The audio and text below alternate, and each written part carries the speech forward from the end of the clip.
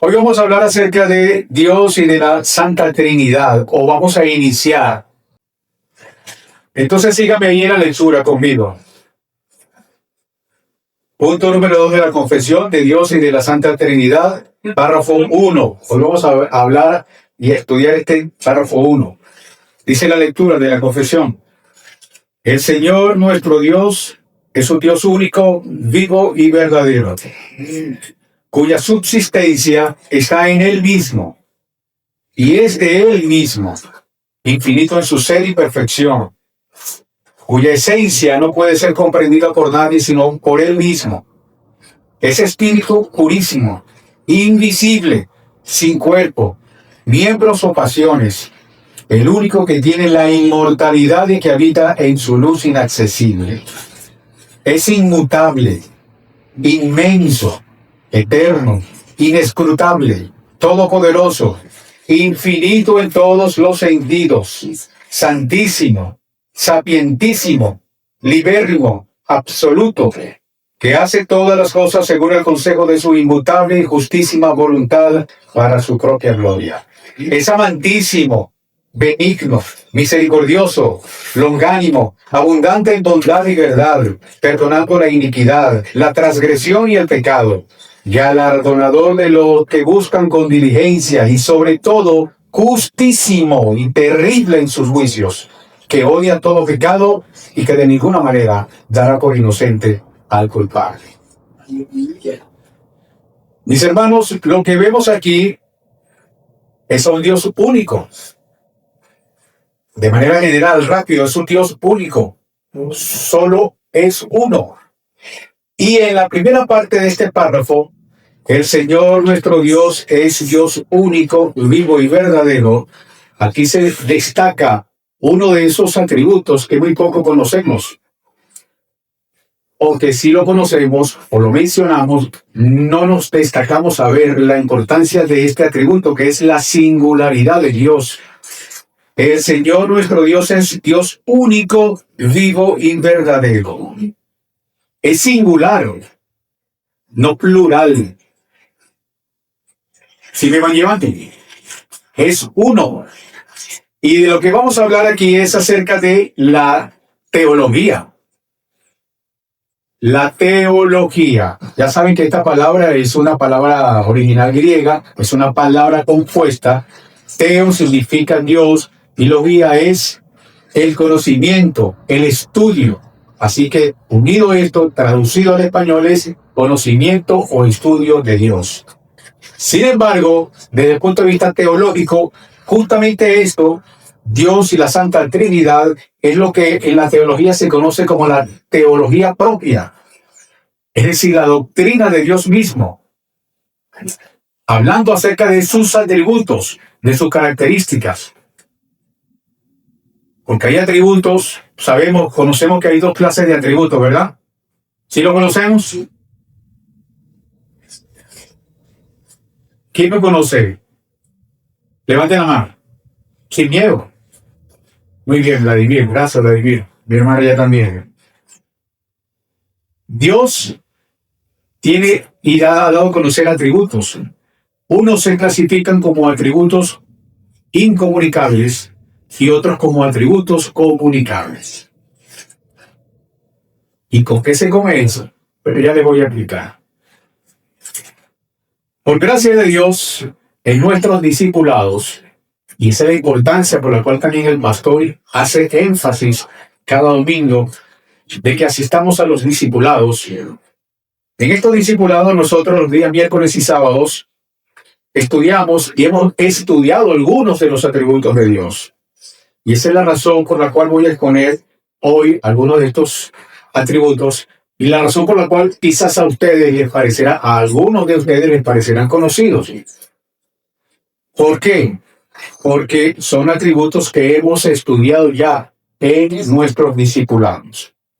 Sin embargo, hoy vamos a ver estos atributos desde el punto de vista, desde la perspectiva de la confesión de fe, de nuestra confesión de fe.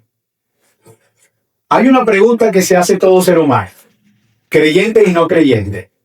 ¿Quién es Dios? Seguramente alguno de nosotros pudiera responder de manera un poco más clara en comparación al que no cree acerca de quién es Dios. Sin embargo, afuera, si salimos y preguntamos quién es Dios, tal vez la mayoría va a responder, va a coincidir en que es un creador. Pero cada uno, según lo que cree, lo que piensa, va a dar el concepto de lo que él cree es Dios. Y nosotros también vamos a hablar acerca de ese Dios al cual nosotros le creemos. Ese tipo de creencia, ese tipo de pensamiento, se conoce culturalmente como cosmovisión. Entonces, ¿qué es una cosmovisión? Es una manera de pensar, de una manera resumida, es una manera de pensar. Sin embargo, hay muchos conceptos. Es el conjunto de opiniones y de creencias de una sociedad, de un grupo. Es su filosofía, es su manera de pensar. Así que esa es su cosmovisión. Nuestra cosmovisión es que tenemos acerca de Dios, es que es el Dios creador, es el Dios bíblico y es el Dios que aún en medio de nuestras imperfecciones, en medio de nuestras rebeliones, Él aún tiene misericordia por cada uno de nosotros. Tanto que nos ha escogido, que nos ha llamado, tanto que nos ha permitido que esta mañana estemos aquí. Amén. Entonces, las cosmovisiones afectan de manera muy contundente al ser humano. Y las cosmovisiones alteran también la manera en que nosotros creemos acerca de Dios, a ese Dios que nosotros afirmamos creer. La mayoría de las personas no tienen problema, no tienen reparo en admitir y decir y creer en Dios. Donde a ellos se les presenta el problema, es ver a ese Dios creador como su Señor. Si ese problema se presenta en la iglesia, ¿cuánto más allá afuera? Sigue el desarrollo de esta clase y vamos a ver algunos atributos que describen a ese Dios creador de todas las cosas, a ese Dios que nosotros profesamos creer. Porque una cosa es creer en Dios y otra cosa es creerle a ese Dios. Son dos cosas diferentes. Es muy fácil decir Jesucristo es nuestro Señor y Salvador. Sí, lo podemos decir textualmente y al carácter. Pero sabemos las implicaciones que significa saber que Él es nuestro Señor. Allí está el problema. Así que en este capítulo, a pesar de que está escrito en 3 párrafos, si usted lo ve, solamente tiene 3 párrafos este capítulo en comparación al anterior que tiene 10. Vamos a profundizar porque los atributos de Dios no se pueden estudiar de una manera superficial. Cuando vamos a exponer, cuando vamos a hablar acerca de los atributos de Dios y de la Santa Trinidad, esto es un reto. Esto no es fácil. Así que describir a Dios sin conocer sus atributos es como arar en el mar. Nosotros vivimos en un mundo pluralista, mis queridos hermanos, donde hay todo tipo de cosmovisión acerca de quién es Dios. Y lo importante de estas enseñanzas es que vamos a reforzar el conocimiento acerca de lo que nosotros creemos de Dios. Así que en este párrafo que yo acabo de leer, donde se destaca el principio, la singularidad de Dios, el Señor nuestro Dios es Dios único, vivo y verdadero. Allí hay un atributo. Usted tiene su Biblia en mano. Yo quiero que me siga también. Vamos a buscar Deuteronomio 6, versículo 4. Deuteronomio capítulo 6, versículo 4. Deuteronomio capítulo 6, versículo 4. Porque, pues, si usted lo ve allí en su confesión de fe, hay una serie de versículos, los cuales debemos estudiar para constatar lo que está diciendo este párrafo. y para una vez más certificar que los reformadores hicieron en aquel tiempo, sacaron esto ¿de dónde? Sacaron esto de la palabra de Dios. Entonces, Deuteronomio capítulo 6, versículo 4 dice: Oye, Israel, Jehová nuestro Dios, Jehová uno es. Usted sabe lo que está pasando aquí, ¿verdad? El contexto de este pasaje. Oiga, Israel acaba de salir ¿de dónde? De Egipto. ¿Y cuántos dioses había? ¿Cuántos dioses tenía esa gente? Muchos. Entonces Dios saca a su pueblo y lo primero que le enseña es que Dios es uno. No dos, ni tres, ni muchos. Dios lo saca de allí y le dice: Israel, o sea, porfiado, soy yo nada más. Jehová es uno. Así que estos egipcios que se habían rebelado contra Dios, y según su cosmovisión, ellos creían en muchos dioses, rechazando al Dios único y verdadero. Veamos Jeremías capítulo 10, versículo 10. Jeremías capítulo 10, versículo 10.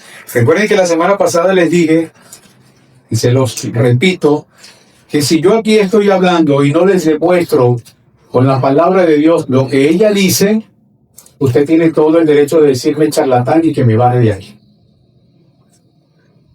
Porque aquí no voy a exponer cosas traídas por mi intelecto, por mi capacidad de entendimiento, y por lo que dicta la palabra de Dios. Jeremías 10:10, ¿está allí?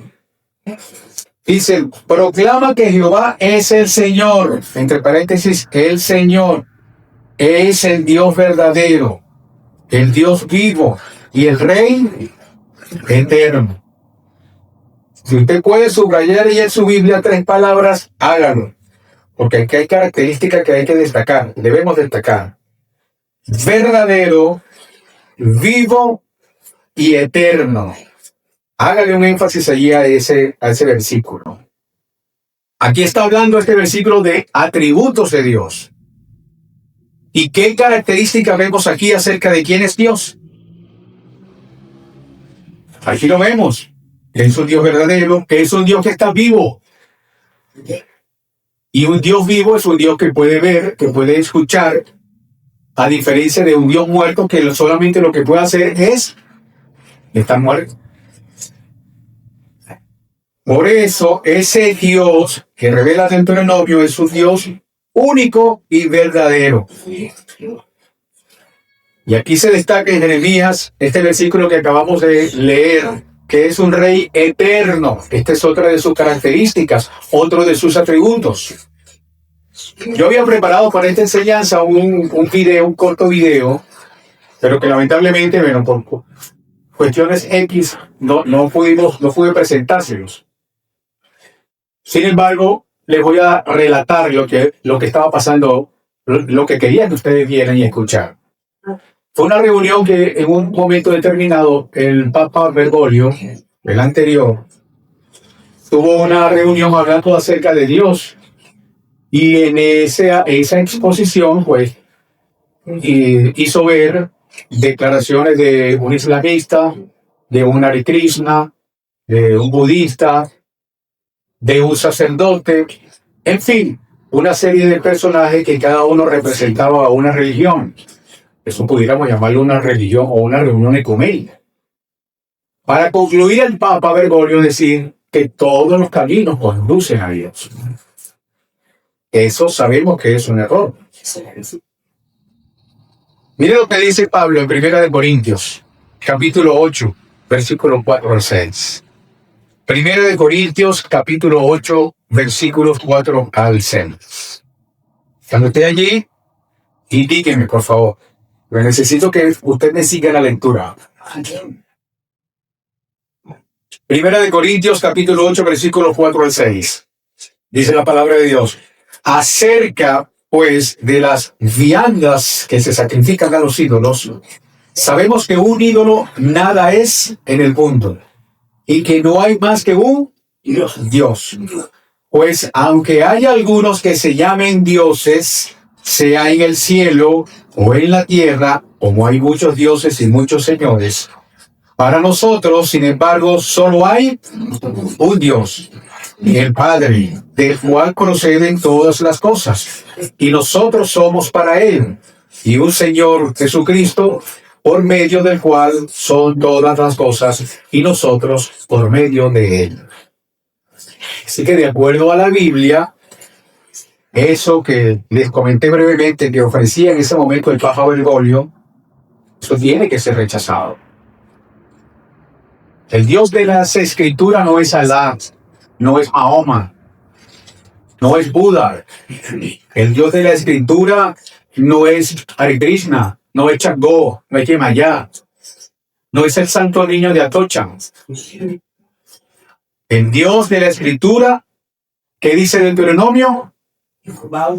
Es el Dios único, es uno, es verdadero, es el creador de todas las cosas, es el Rey eterno, dice Jeremías. Así que en la ecuación de Dios no hay tal cosa como de que, ok, tú tienes tu religión y Dios es Alá, sí, está bien, eso está bien, y el otro, ese Dios, ese también, yo soy todos esos dioses. No, sabemos que eso no funciona así. Eso no es lo que la Biblia enseña. Y lo acabamos de ver, lo acabamos de leer. Uno solo, Dios uno es. Nosotros tenemos que estar preparados, hermanos. Debemos estar preparados. Porque en este mundo donde vivimos, estamos rodeados de muchas cosmovisiones. Apréndase esta palabra, cosmovisión. Nuestra cosmovisión es creer en el Dios bíblico. Esa es nuestra filosofía como cristianos. Y que afuera hay muchos pensamientos diferentes a los nuestros. Esas son cosmovisiones. Vivimos rodeados de cosmovisiones. Nosotros debemos conocer bien quién es ese Dios de la Escritura. Porque de acuerdo a la Escritura nos dice que Dios es uno. Vamos a escuchar y a leer otra porción de la Biblia. Primera de Tesalonicenses, capítulo 1, versículo 9. Primera de Tesalonicenses, capítulo 1, versículo 9.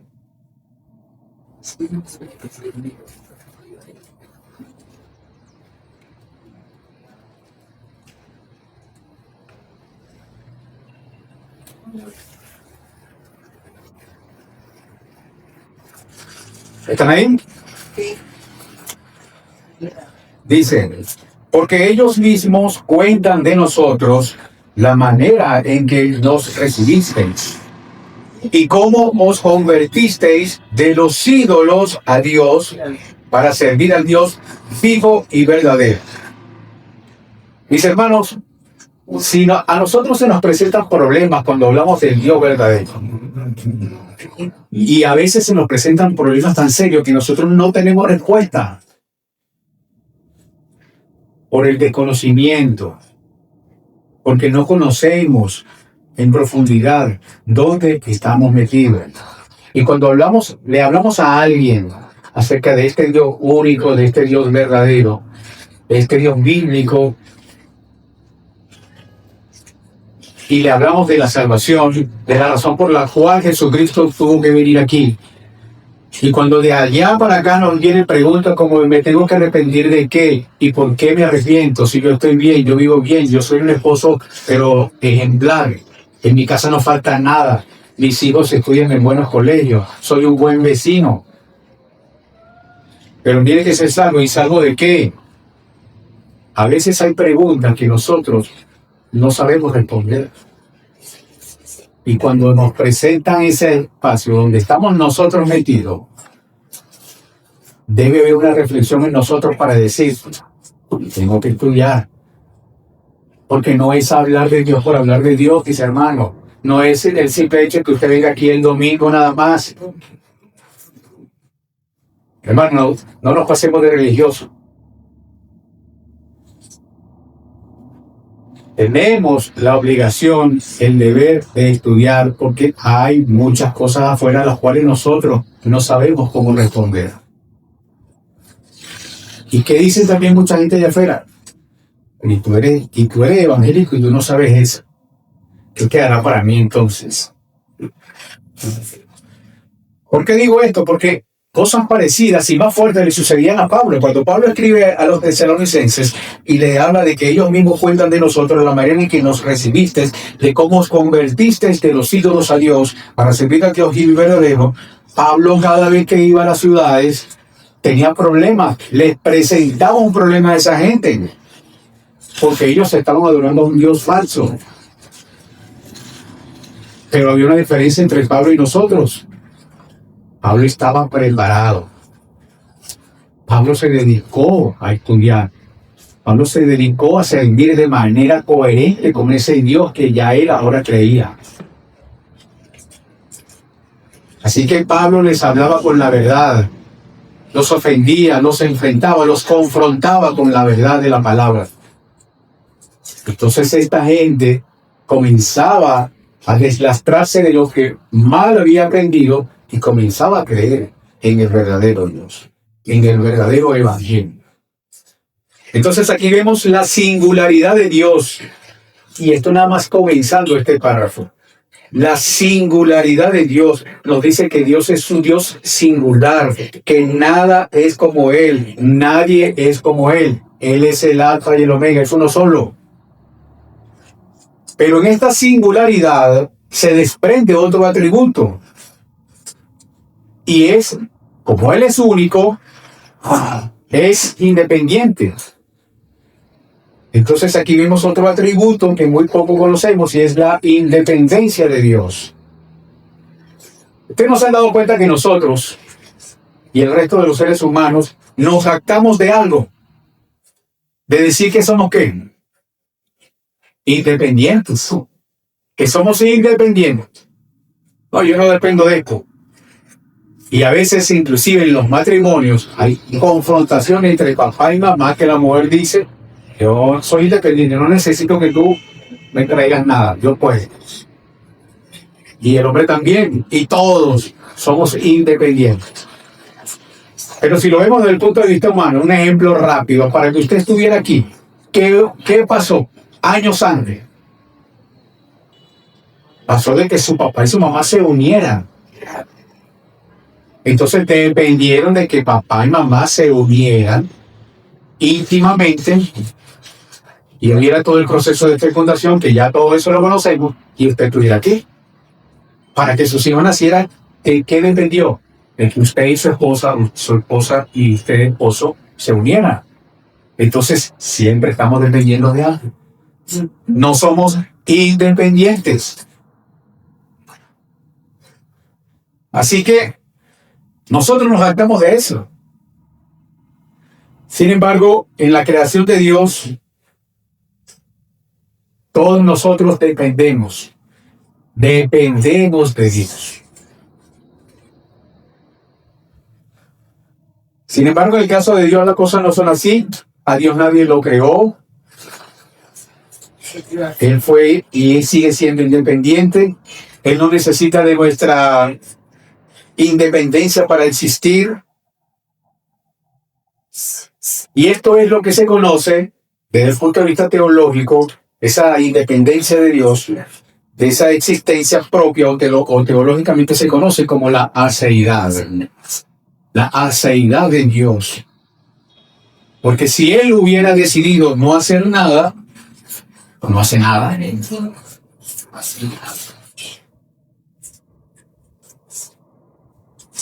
Él no hubiera dejado de existir por no crearnos a nosotros. Porque Él es eterno, Él es infinito. Y esa es la diferencia del Dios de la Biblia y el Dios de la religión. Él no necesitaba crearnos, Él no necesitaba crear el universo. Pero a Él le plació crear el universo, le plació crear los mares, las estrellas, el sol, le plació crearnos a nosotros. A sabiendas que nosotros lo que hacemos es rebelarnos contra Él.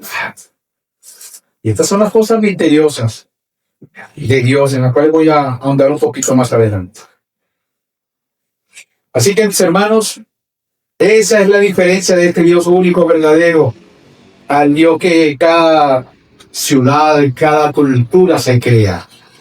Vayamos a otra porción de la palabra para identificar esa independencia de Dios. Isaías 48, versículo 12. Isaías capítulo 48, versículo 12. Ya vimos que hay una singularidad de Dios. Ahora vemos que hay una independencia de Dios. Isaías 48, 12. Dice la palabra: óyeme, Jacob, y tú, Israel, a quien llamé. Yo mismo, yo el primero, yo también el postrero. Mi mano fundó también la tierra, y mi mano derecha midió los cielos con el palmo. Al llamarlos yo, comparecieron juntamente. Dios es independiente, mis hermanos, en su voluntad, en sus pensamientos, en sus decretos. Obviamente, el hecho de que sea independiente no quiere decir que sea inalcanzable para nosotros. Entiéndase eso, ¿no? Él es independiente en su voluntad, en su manera de pensar, en su manera de sus decretos. Un tema que, por cierto, veremos más adelante acerca de los decretos de Dios. Vamos a ver una clara y profunda enseñanza acerca de los decretos de Dios. Y vamos a ver que los decretos de Dios no dependen de nuestra aceptación o de nuestra aprobación, mucho menos si a nosotros nos gusta o no. Y esto no tiene que ver con que nosotros decretamos. Yo decreto tal cosa en el nombre de Cristo. Hermanos, no hagamos eso. Hay quienes dicen, la palabra tiene poder. Pues sí, es cierto, pero es la palabra de Dios. No la palabra tuya ni la palabra mía. Esa es la que tiene poder. Esa es la verdadera. Así que nosotros, lamentablemente, hermanos, con mucha pena, hay muchos hermanos cristianos evangélicos que profesan una religión que eso no concuerda. Yo decreto, yo declaro en el nombre de Cristo. Usted puede declarar todo en el nombre de Cristo, pero usted no va a cambiar la realidad. La cambia Dios de acuerdo a su voluntad. Así que, como le decía, Dios es un Dios independiente. Por supuesto que, le repito, no significa que Él no tenga interés en comunicarse con nosotros, en acercarse a nosotros, a pesar de cómo nosotros nos hemos rebelado contra Él.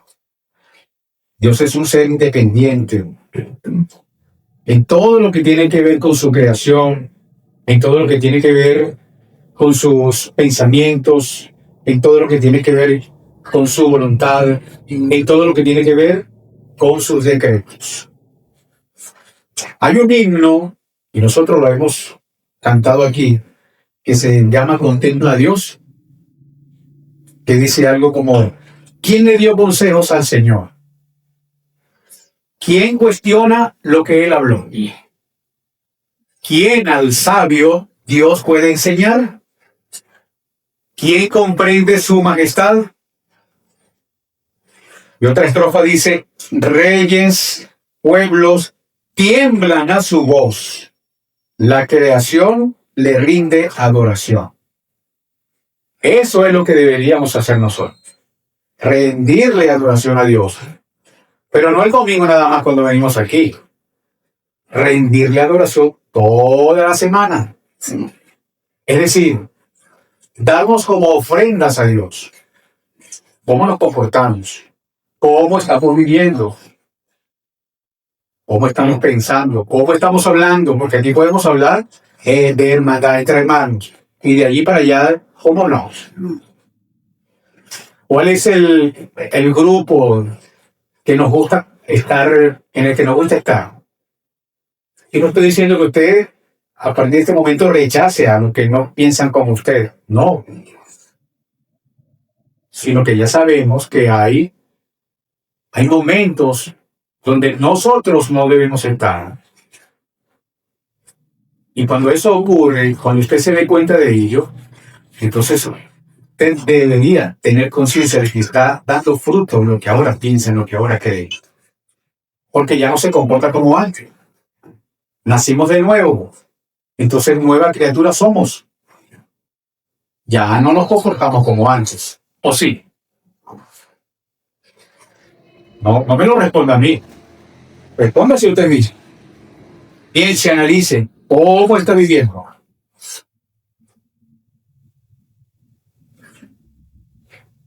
Entonces, ¿quién puede comprender la gran majestad de Dios?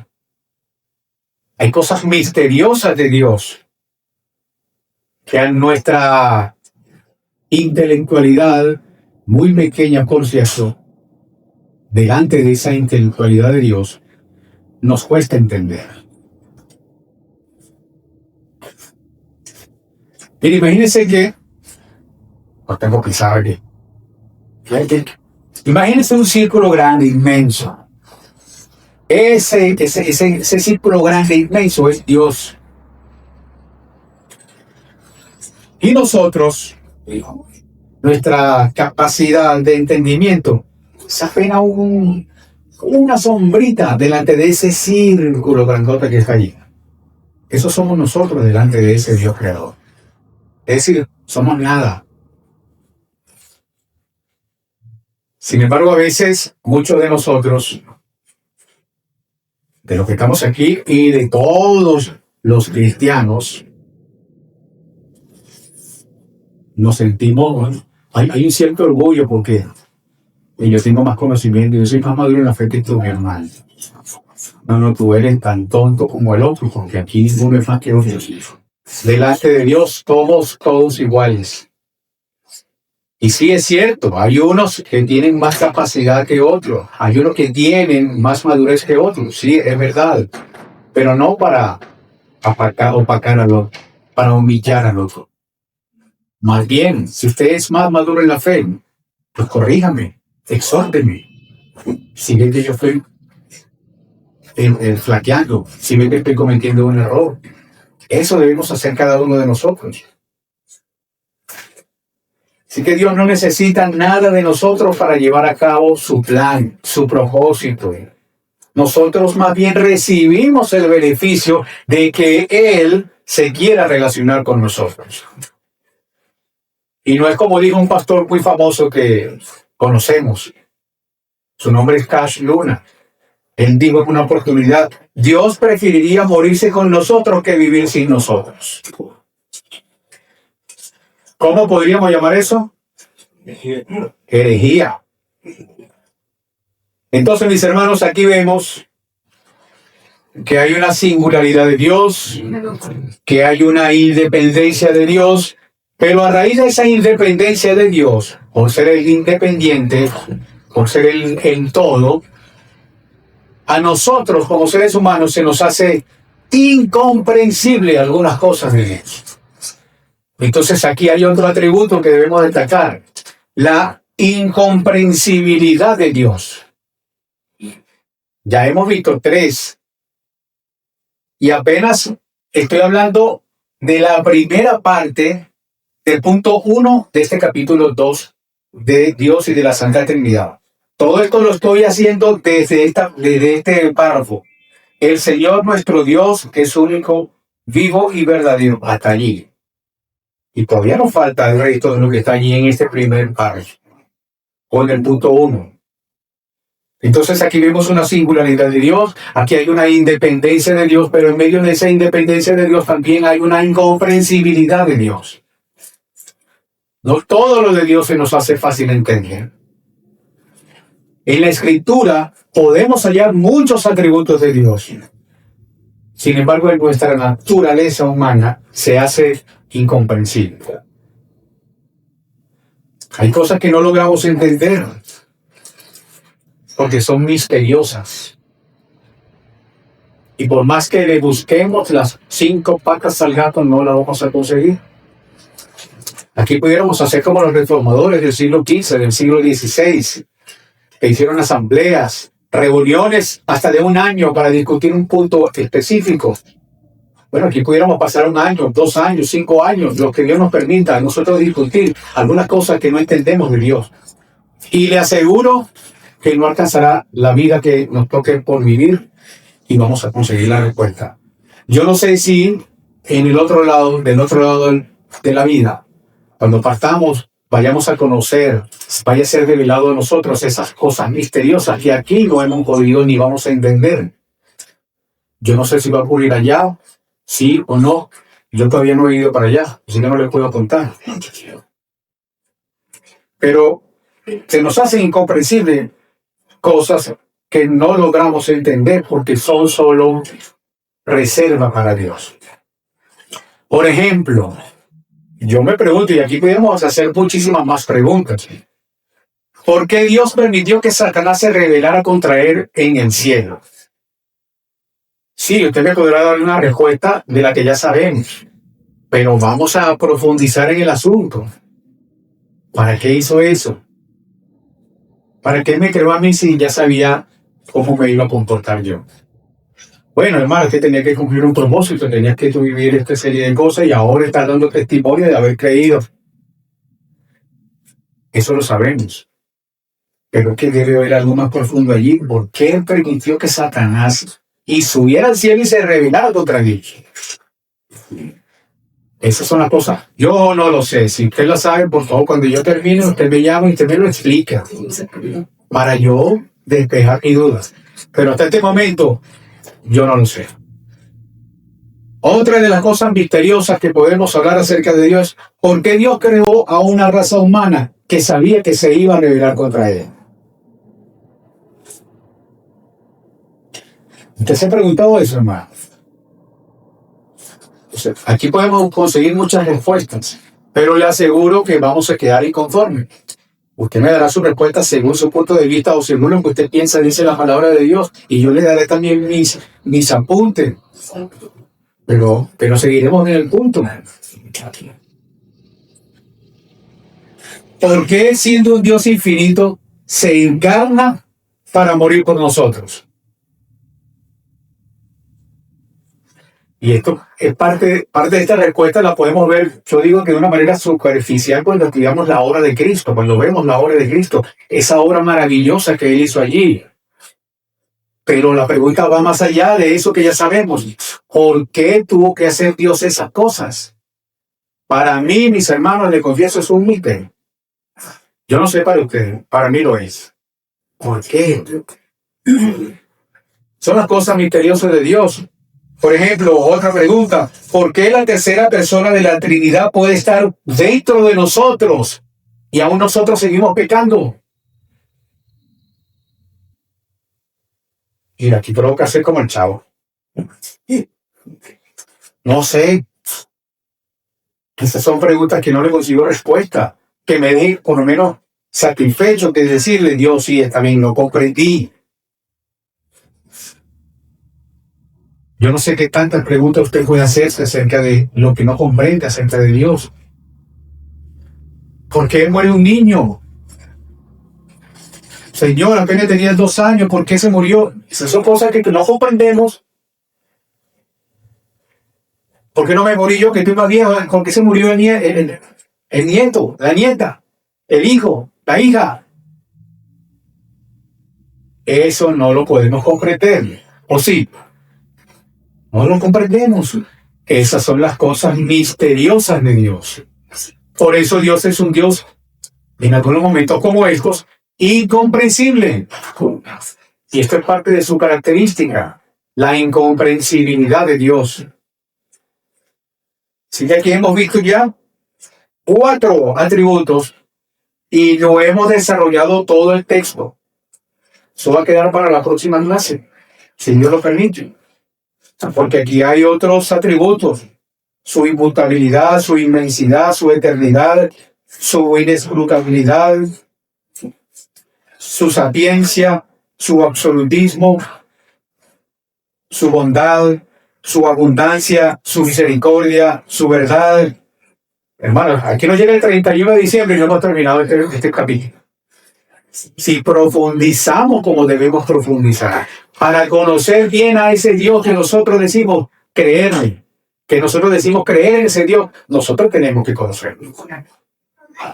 Usted tiene a su padre, tiene a su madre, usted tiene a sus hijos van a dar fe de quiénes son ustedes como padres, porque ellos lo conocen. Sí. Yo puedo conocerlo a ustedes, pero sus hijos van a dar mayor testimonio porque están allí, intimidan con usted. Bueno, nosotros, si decimos intimidad con ese Dios, debemos conocerlo, como Él espera que nosotros digamos, no de manera superficial. Tenemos que conocerlo en profundidad. Y en la manera que lo conozcamos profundamente, nuestra vida va a ir cambiando. Nuestro comportamiento va a ser otro, mis hermanos. No me lo crea, practíquelo y saque sus propias conclusiones. Entonces Dios es real, hermanos, pero a veces es incomprensible para nuestras mentes. En Éxodo capítulo 3, versículo 14, ya estoy terminando, Éxodo capítulo 3, versículo 14.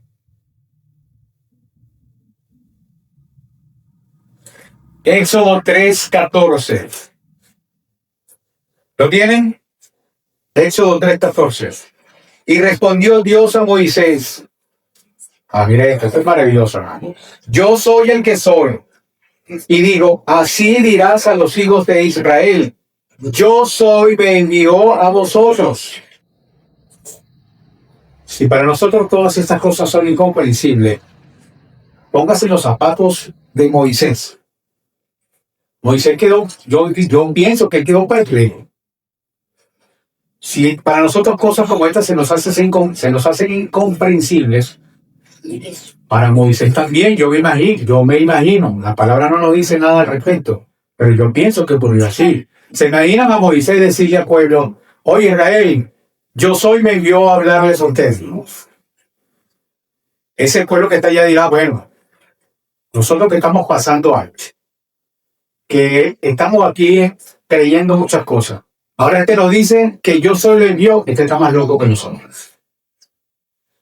Y no solo eso, sino que también Moisés debía presentarse ante el faraón y decirle a faraón, yo soy, te envié a decir que digas a su pueblo quiera.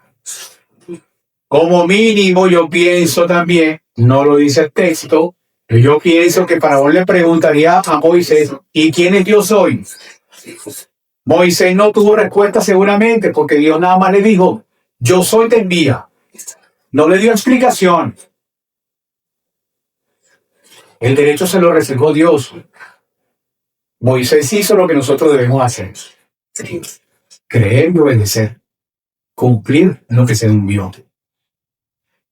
Él no supo qué responder seguramente. Yo soy. Él no iba a decir nada. Prefirió callar. Pienso, yo estoy aquí lungurando. Pero si alguien a mí me dice, mira, dile a la gente de la iglesia que yo soy, le manda a decir esto, que se comporten, que hagan esto, que hagan lo otro. Y yo me paro aquí y le diga, pero yo soy, les envío a decir esta cosa, ustedes lo menos que van a decir, como dicen algunos familiares míos, la Biblia se vuelve loco. Y se volvió loco. Entonces piensa lo que vemos aquí en estas dos palabras, yo soy. Sí, yo soy ese Dios de Abraham, el Dios de Isaac, el Dios de Jacob. Pero aquí públicamente yo soy es quien va a sacar a ese pueblo. ¿De dónde? De Egipto. Dios se reserva ese derecho de explicar toda la creación. Ese yo soy es un yo soy independiente, no necesita explicarse a sí mismo como nosotros quisiéramos que él lo hiciera. Yo soy es uno, vivo, creador. Y esta es parte de la incomprensibilidad de el yo soy, que dice que él es. Yo soy el que soy. Punto. Sin dar explicaciones. A veces nosotros queremos hablar cuando la palabra calla. Y uno de los momentos donde calla es aquí. Solamente le dijo a Moisés, dile que yo soy te envía. Ya no habló más. Y a veces nosotros cometemos el error de argumentar donde no tenemos que argumentar. Debemos también aprender eso. Hacer silencio donde la palabra de Dios guarda silencio. En Juan capítulo 4, versículo 24, dice que Dios es espíritu. Y los que le adoran en espíritu y en verdad es necesario que adoren. Así que aquí vemos algo característico también, que Dios no tiene forma. Dios no es gordo, no es flaco, no es alto, no es bajito, no es enano. Dios no tiene cuerpo. Dice la palabra de Dios, Juan 4:24, Dios es espíritu. Y los que le adoran en espíritu y en verdad es necesario que le adoren. Entonces, mis hermanos, para cerrar esta primera parte de esta enseñanza, ¿qué vimos aquí hoy? ¿Qué conocimos aquí hoy? Los atributos de Dios, la singularidad de Dios, la independencia de Dios, su incomprensibilidad, ese yo soy que es único. Estos son atributos que son conferidos únicamente a Dios, atributos no comunicables, porque nosotros no podemos copiarlos. A diferencia de los atributos comunicables, el amor de Dios nosotros podemos copiarlo, la misericordia, la justicia, nosotros podemos copiarlo. Esos son los atributos comunicables. Pero si Dios lo permite, en la próxima clase, la próxima semana, continuaremos desarrollando este interesante tema acerca de Dios y de su Santa Trinidad, que ahora es cuando faltan atributos por desglosar aquí en estas enseñanzas. Vamos a orar. Amado Dios Padre Todopoderoso, te damos gracias, Señor. Gracias, Señor, por demostrarnos una vez más por tu palabra misma que tú eres uno, que tú eres único, que tú eres verdadero, que tú eres independiente, Señor, y que aún en medio de lo incomprensible que para nosotros pueda ser, Señor, tú nos llevas de la mano, Señor. Tú nos has dejado ahora tu Espíritu Santo para que por medio de él nosotros podamos tener entendimiento acerca de lo que dice tu palabra, Señor. Gracias, Señor, por lo que harás y lo que estás haciendo en cada uno de nosotros, por lo que terminarás haciendo, Señor, hasta el final de nuestras vidas. Te damos gracias, amado Dios, Padre Todopoderoso, en el nombre de Jesucristo, tu amado Hijo. Amén y amén.